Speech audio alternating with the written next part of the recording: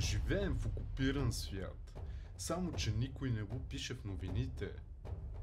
Раждаш се, порасваш, бориш се за хляба ти, за наема, за спокойствие.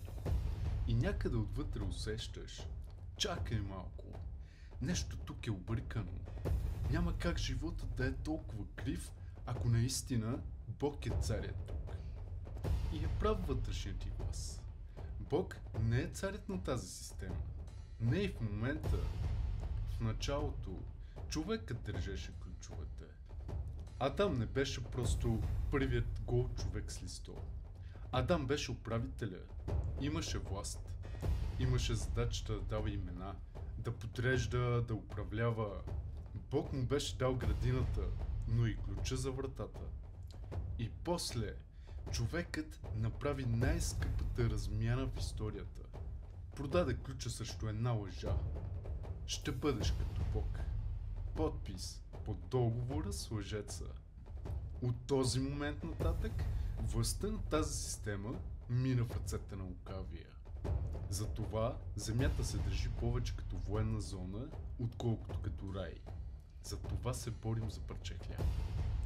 Бием се за мир и страдаме от любов. Не защото Бог е слаб, а защото е справедлив. Той не влиза с злом, за да си върне властта.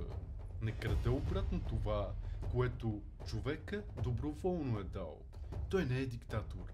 Той е съдия. И когато си съдия, не чупиш закона, за да ти стане удобно, а го изпълняваш до край. Дори демоните го знаят.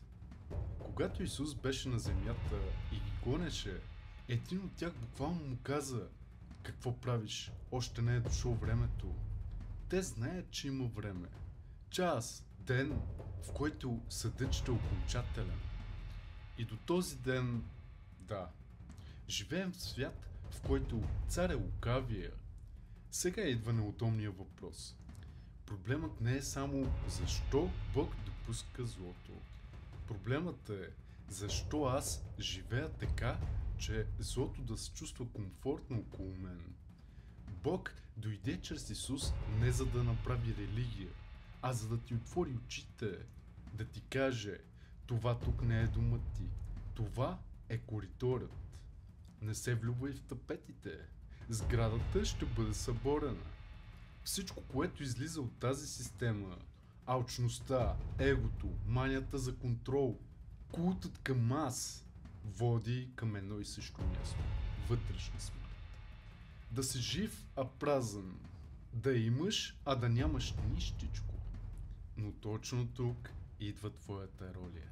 Не като религиозен герой в социалните мрежи, а като воин на Бог в тила на врага. Не е нужно да държиш микрофон, за да проповядваш. Можеш да проповядваш с начина, по който работиш, докато никой не те гледа. С начина, по който говориш с майка ти. С начина, по който гледаш детето си. С начина, по който отказваш да стъпиш върху друг, само за да изпъкнеш ти. Когато живееш праведно в крив свят, ти ставаш аномалия, будилник, чуждо тяло в тази система.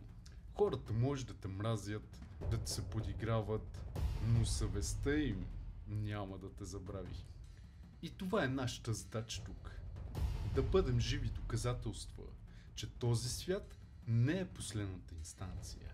Че има цар, който не купува власт, а я извоюва с правда. Че идва съд, но за онези, които са избрали духовния живот, съдът няма да е край, а начало. Така че, ако се чудиш защо ти е трудно, не се отказвай.